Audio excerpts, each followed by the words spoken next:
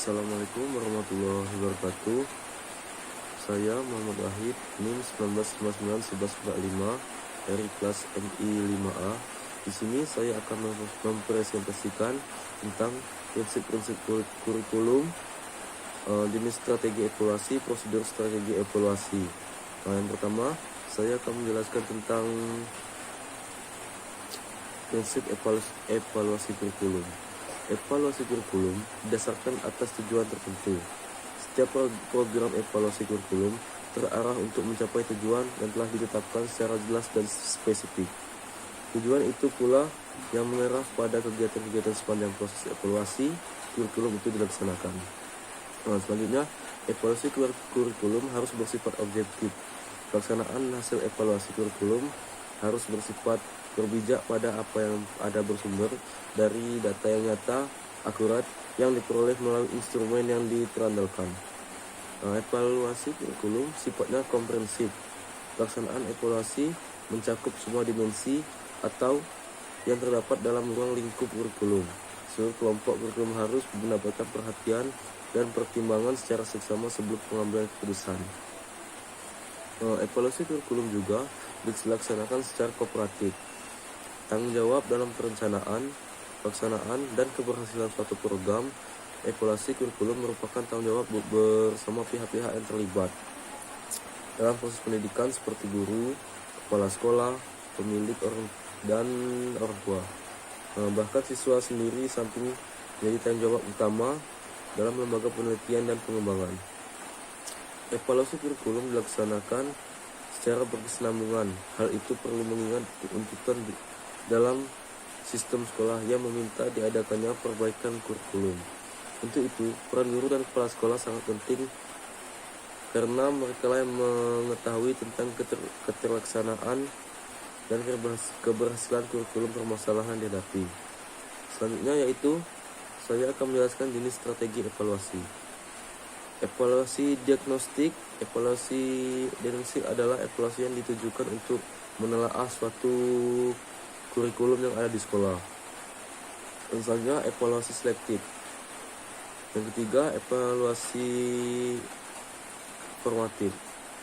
Selanjutnya saya akan menjelaskan tentang prosedur strategi evaluasi. Dalam evaluasi, pembelajaran kita mengenai strategi pembelajaran yang terdiri dari pendekatan metode dan teknik. Yang pertama, pendekatan adalah suatu sudut pandang seseorang dalam mempelajari sesuatu.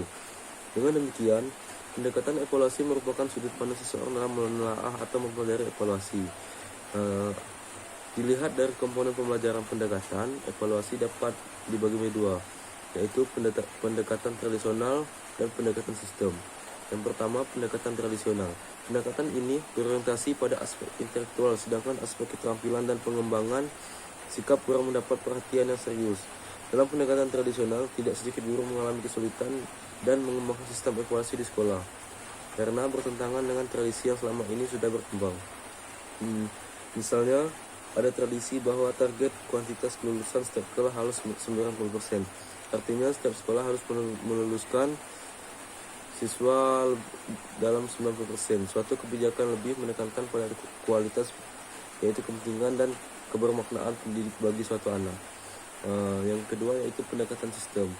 Pendekatan ini harus mempertimbangkan komponen-komponen yang menjadi landasan dalam evaluasi pembelajaran suatu yang sistematis. Selanjutnya saya akan memaparkan tentang perencanaan evaluasi.